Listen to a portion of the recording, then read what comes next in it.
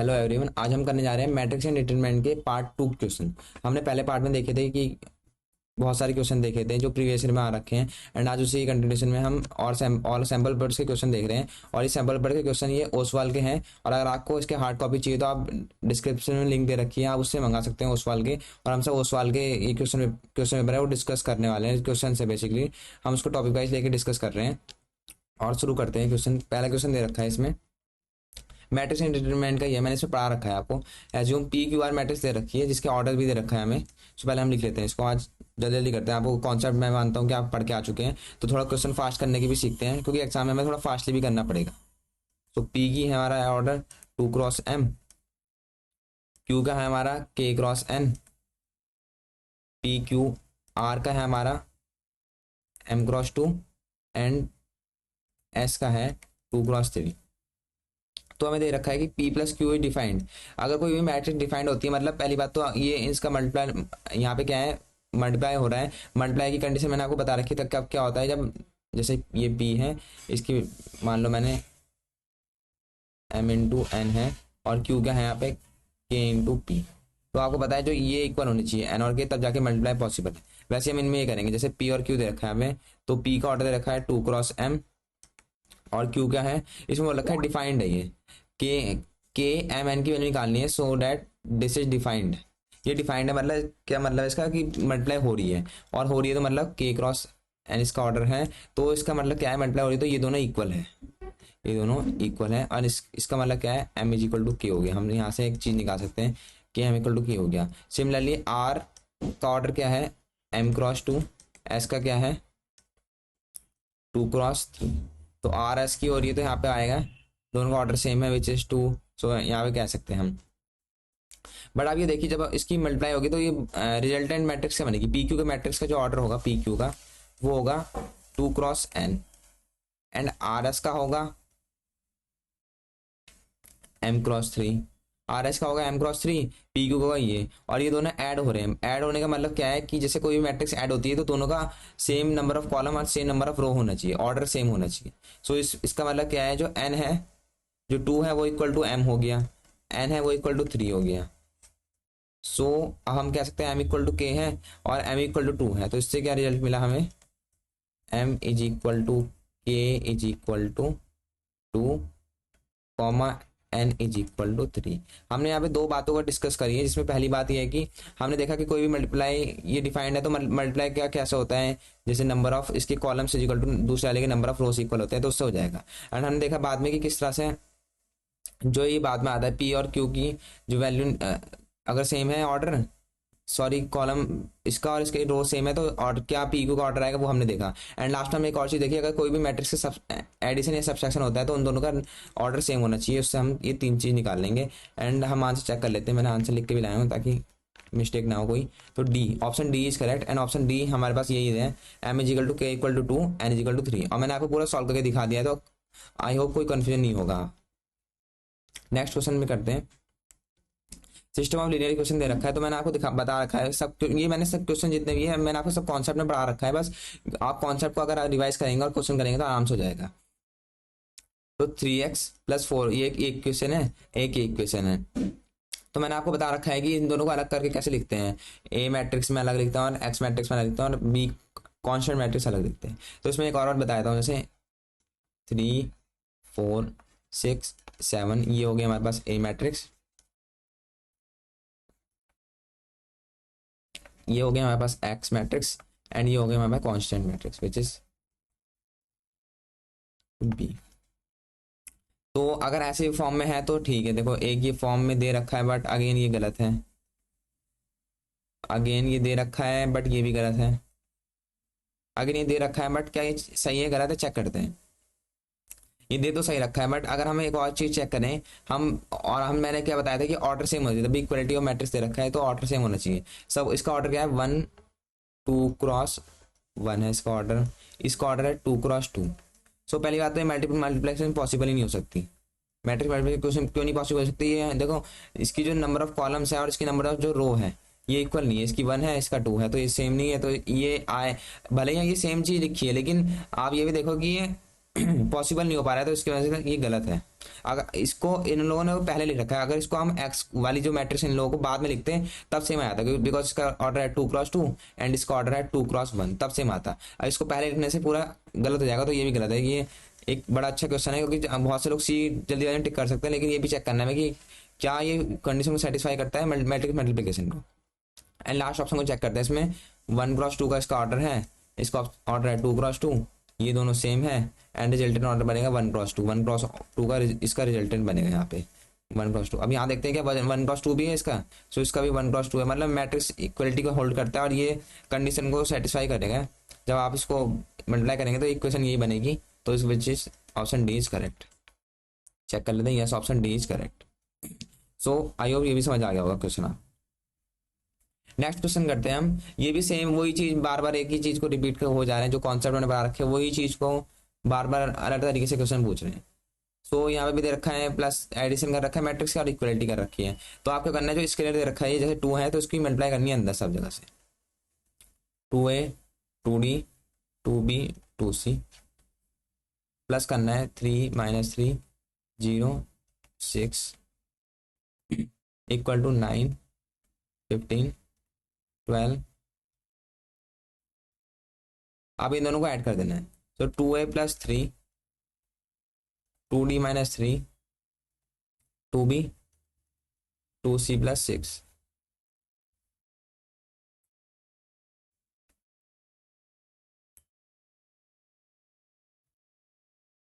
सो अब equality of condition है, इसका ऑर्डर सेम है, इसका ऑर्डर सेम है, तो हम वैल्यू को एक दूसरे के इक्वल लिख देंगे और हमारा आंसर आएगा। जैसे 2a + 3 = 9, सो 2a = 6, ये इम्प्लाइज करता है a = 3। अब 2b = 12 है, तो इसका मतलब b = 6, 2d - 3 = 15 है, 2d = 18 and this implies d = 9। And last is 2c + 6 = 18 है हमारे पास, 2c = 18 + 6 which is 24, this implies c = 12। तो ये प्लस ये, इसमें क्या क्या रखा है, हमें वही ऑपरेशन पुट करने हैं। ए बी सी की वैल्यू हमारे पास आ चुकी है, ए बी सी डी हम हमारे पास सबकी वैल्यू आ चुकी है, एंड देन हम निकालेंगे। सॉरी एक मिस्टेक हो गई यहाँ पे, एंड आप वो मिस्टेक मत कर देना। मैंने यहाँ पे क्या करा, प्लस का साइन है, मैंने अभी यहाँ जाके माइनस हो जाएगा, तो 18 - 6 विच इज 12, सो यहाँ पे 12 आएगा, ये नहीं आएगा, इसको हटा देते हैं। एंड सी = आएगा यहाँ पे 6 आ जाएगा।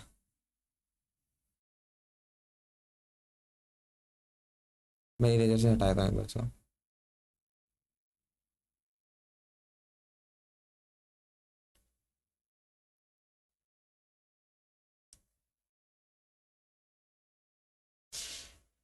6 आ गया यहाँ पे ये। तो इसकी वैल्यू आ गई। अब हम ए मो क्या दे रखा है, a + b - c - d का मॉड दे रखा है। मॉड का भी ध्यान रखना है आपको, मैं ऊपर करके दिखा रहा हूँ एक बार। यहाँ पे ए ये निकालनी है हमें, इसकी वैल्यू निकालनी है। तो a की वैल्यू आ गई हमारे 3, प्लस b की वैल्यू आ गई 6, -c की वैल्यू आ गई 6 एंड -d की वैल्यू होगी 9। तो इनको सॉल्व करेंगे तो ये कैंसिल हो गया यहाँ पे, एंड ये आ गया -6, बट मॉड के अंदर है, एंड मॉड के अंदर है तो ये आएगा +6। So answer is C. मैंने आपको करके दिखा दिया कैसे ऐड करते हैं, देन इक्वलिटी फॉलो करेंगे, एंड देन इक्वेशन बनेगी, हमारे पास निकाल देंगे एबीसी की डी की वैल्यू, एंड देन हमें जिसकी वैल्यू निकालनी है हम उसके अंदर पुट करेंगे। एंड मॉड का ध्यान रखना है, ये जिसका वजह से हमारा आंसर आएगा 6। So option C is correct, yes option C is correct. Next question है हमारे पास, इफ ये दे रखा है यहाँ पे वैल्यू, अब मैट्रिक्स की वैल्यू दे रखी है यहाँ पे, मैट्रिक्स नहीं सॉरी मैट्रिक्स दे रखी है मैं, और सिंगुलर बोल रखा है। तो आपको सबसे पहले वर्ड पे जाना है। सिंगुलर का मतलब जिसका होता है जिसका डिटरमिनेंट = 0 जाता है, डिटरमिनेंट 0 मतलब सिंगुलर। तो कुछ नहीं करेंगे, सिंपल मैट्रिक्स को = 0 कर देंगे और हमारा आंसर आ जाएगा 4 sin x -1 -3 sin x = 0। तो मल्टीप्लाई कर देंगे मैट्रिक्स की, 4 sin² x -3 = 0। So sin² x = 3/4 and sin x = +- √3/2। So plus minus है तो हम दोनों का ध्यान रखेंगे, एंड इसमें दे भी रखी है एक्स की वैल्यू दे रखी है 0 से पाई तक। तो आपको पता है एक तो अगर प्लस वैल्यू आएगी तो sine x is equal to, मैं एक और हर एक चीज स्टेप सॉल्व कर दिखा रहा हूँ। ये कब आती है, जब एक्स इज इक्वल टू क्या होता है 60 डिग्री, सो π/3। और अगर sine x is equal to -√3/2 आता है तो आपको पता होगा ये वाला एंगल ट्रिग्नोमेट्री पढ़ाते हैं, अगर नहीं पढ़ा तो मैं आगे भी पढ़ा दूंगा। सो इसकी इसमें एक्स की वैल्यू आती है पाई माइनस जो ये है हमारे पास साइन होता है, सेकंड में पॉजिटिव होता है एंड थर्ड में ये नेगेटिव होता है। सो ये आएगा हमारे पास पाई माइनस π/3 विच इज 2π/3। ये मैंने थोड़ा ट्रिग्नोमेट्रिक करा दिया, बट आप इससे भी अगर आपको आती है तो आप यहाँ डायरेक्ट बता सकते हो कि +-√3/2 है, तो एक वैल्यू आ जाएगी π/3, एक आ जाएगी 2π/3। So option A is correct. Yes, option A is correct. So option A is correct. आपने देख लिया मैंने किस तरह से इसकी वैल्यू निकाल दी है, 60 आई और यहाँ पे आएगी 120। नेक्स्ट क्वेश्चन हमारे पास, let m denotes the determinant of matrix m, let A and B भी 3,3 मैट्रिक्स, ए एंड बी दोनों 3,3 मैट्रिक्स हैं, विद डिटरमिनेंट ऑफ ए की वैल्यू दे रखी है, डिटरमिनेंट ऑफ बी की वैल्यू देखिए। अगेन दिस इज निकालना है, अगेन आपको पता होना चाहिए जब डिटरमिनेंट के अंदर कोई कांस्टेंट हो तो उसको बाहर निकालते हैं और फिर डिटरमिनेंट की वैल्यू दे रखी है उसको पुट करके आंसर आ जाएगा। ये भी सिंपल क्वेश्चन है, करके दिखाता हूँ। डिटरमिनेंट ऑफ 2ab, सो ये पहली बात तो ये एक वो है कांस्टेंट है, इसको बाहर निकालेंगे तो जितना इनका ऑर्डर है, इन दोनों का ऑर्डर सेम है तो उतने की पावर से ये बाहर आएगा। फॉर एग्जाम्पल 2⁻3, और ये डिटरमिनेंट ऑफ ए बी हम लिख सकते हैं simple 3 8 and determinant of A B. So determinant of A B हमने बताया कि डिटरमिनेंट ऑफ ए बी को हम ऐसे लिख सकते हैं, determinant of A determinant of B. So 8 into determinant of A हमें दे रखा है 3, डिटरमिनेंट ऑफ बी दे रखा है 4। सो 4 3 12, 12 into 8 which is 96। So option 3 is correct. So option 3 is correct. Simple से क्वेश्चन है, आपको जस्ट फॉर्मूला आने चाहिए एंड आपने रिवाइज करा कॉन्सेप्ट तो आप कर लेंगे। नाउ दिस क्वेश्चन, इसमें डिटरमिनेंट दे रखा है और इसमें इक्वेशन टाइप की बना रखी है एंड एक्स की वैल्यू पूछ रहे हैं। तो ये भी सिंपल ही है, बस आपको क्या करना है वही डिटरमिनेंट की वैल्यू निकालनी है। हम भी वही कर देते हैं, एक रो वाइज को एक्सपेंड कर देते हैं। सपोज फर्स्ट रो के एक्सपेंड करते हैं तो एक्स, ये हमने एलिमेंट लिया है इसको इग्नोर करा, देन हमने एक्स छोटा वाला जो हमें डिटरमिनेंट है इसकी वैल्यू निकाली, x minus 9x minus 3 x minus 4x plus 2 9x minus 4x plus 3 is equal to 0।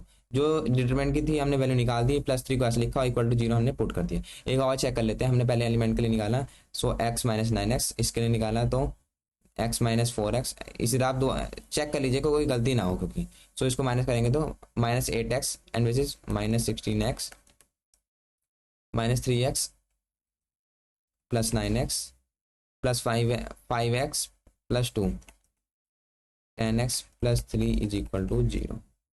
So 10 plus 9 19 minus 16 3x plus 3 is equal to 0। So x is equal to -3/3, x is equal to -1। So answer -1 is our answer. So option 3 is correct. अब check कर लेते हैं, यह option 3 is correct हमारा। Next question हमारे पास, इसमें एक मैट्रिक्स दे रखी है A and next matrix B दे रखी है एंड डिटरमिनेंट ऑफ ए भी निकालना है। दोनों का ऑर्डर सेम है एंड मल्टीप्लाई करेंगे डिटरमिनेंट निकाल देंगे। बट ये क्वेश्चन टफ नहीं है, बट हाँ इसमें लेंथी कैलकुलेशन है, तो ऐसा क्वेश्चन भी आपके एग्जाम में आता है। जरूरी नहीं वो कॉन्सेप्चुअली हार्ड हो, बट कोई क्वेश्चन ऐसा हो जो आसान हो लेकिन उसमें कैलकुलेशन लेंथी हो, तो आप उसे भी कैलकुलेशन भी आपको लेंथी आनी चाहिए। एंड सॉल्यूशन आपको इसमें सबसे ज़्यादा ध्यान का रखना है, तो इसका सॉल्यूशन है वो आपको एग्जैक्ट नंबर में लाना है। मतलब ऐसा नहीं है कि कोई मिस्टेक हो जाएगी तो उस वजह से क्वेश्चन पूरा मिस्टेक हो जाएगा। सो आंसर भी मिस्टेक हो जाएगा हमारा। सो अब निकालते हैं इसकी value. So A and B की मल्टीप्लाई करनी है। सो ए पहले लिखते हैं इसको 50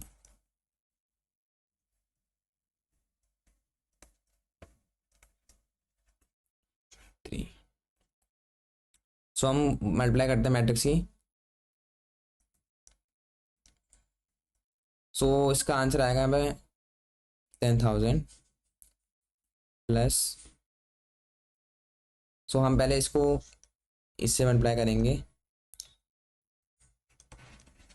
इसको करेंगे इससे मल्टीप्लाई, देन इसकी हम दूसरे रो की करेंगे इससे,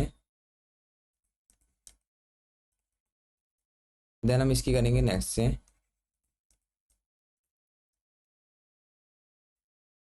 ये हमें मिल जाएगा 10, 1, 0, 0, 8, 1, 5, 0, 5, 0, 4 एंड अगेन 4, 0, 6। सो हमारे ये मैट्रिक्स आएगी ए बी। अब मैंने इसके एक बार यहाँ पे एग्जैक्ट नंबर भी लिख दिया ताकि कोई हमें गलती ना हो।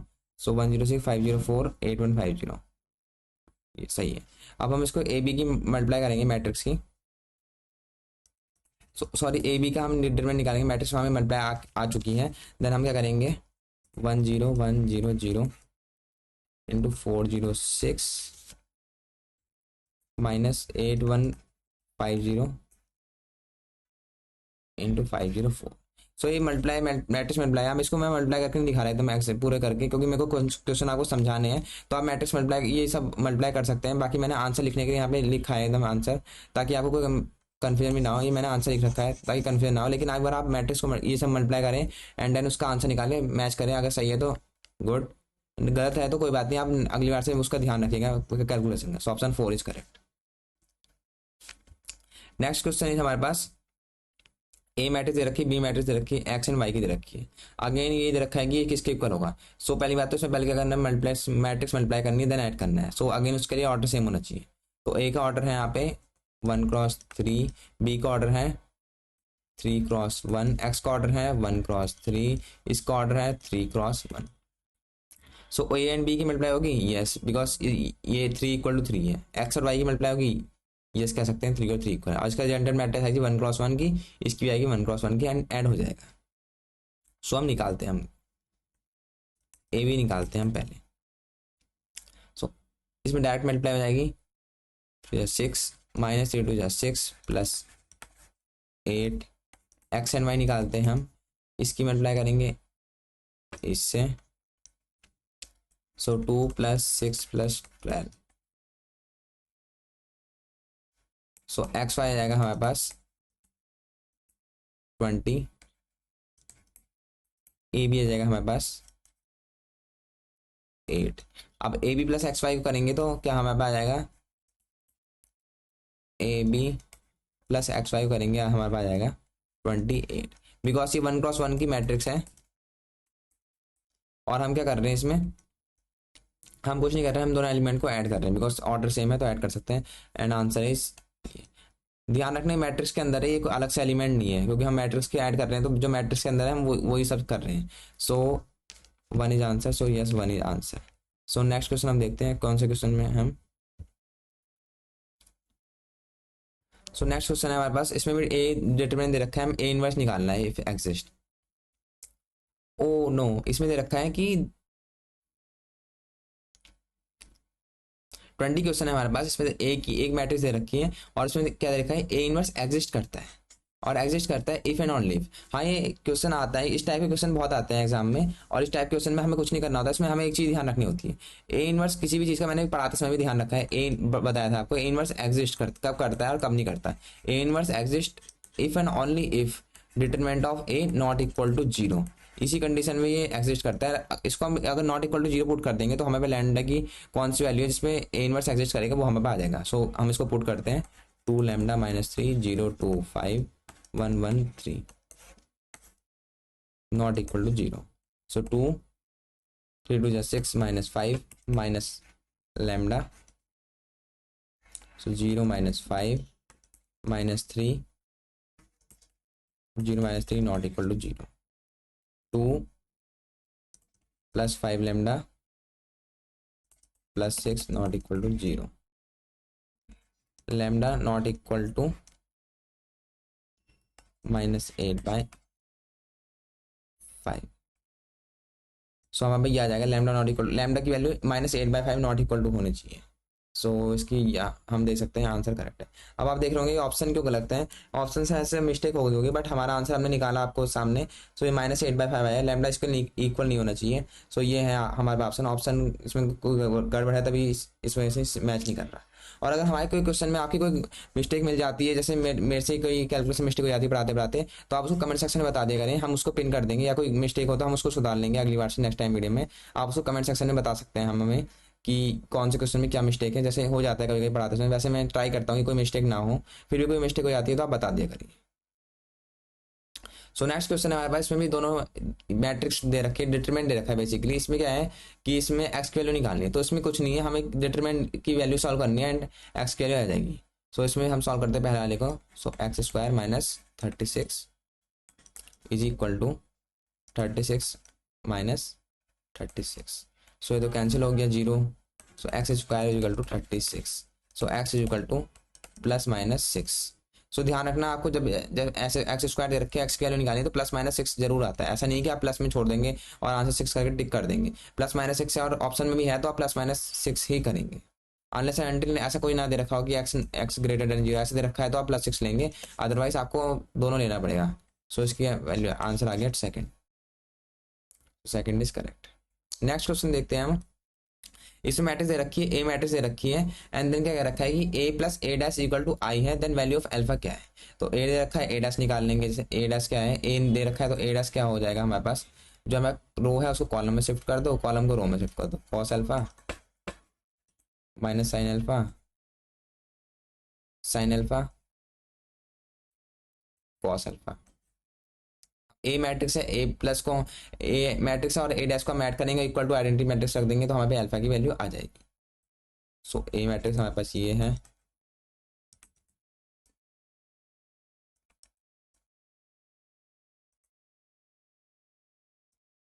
प्लस हम करेंगे cos alpha sine alpha minus sine alpha cos alpha is equal to 1001। So इसको ऐड करेंगे तो 2 कॉस अल्फा, ये तो 0 हो जाएगा, ये भी 0 हो जाएगा, 2 कॉस अल्फा। सो आप देख सकते हैं तो बिल्कुल सेम आइडेंटिटी मैट्रिक्स के आ गए, इक्वली है वैसे भी। सो इसमें क्या करेंगे, जो 2 कॉस अल्फा इक्वल टू 1 कर देंगे। सो मैं थोड़ा सा ऊपर कर लेता हूँ इसे। 2 cos alpha is equal to 1, cos alpha is equal to cos alpha equal to 1/2। So alpha की वैल्यू आ गई हमारे पास, कॉस अल्फा इक्वल टू 1/2 होता है π/3, विच इज 60 डिग्री एंगल होता है। सो अल्फा की वैल्यू आ गई π/3 and option second is correct. आप देख भी सकते हैं ऑप्शन सेकंड इज करेक्ट।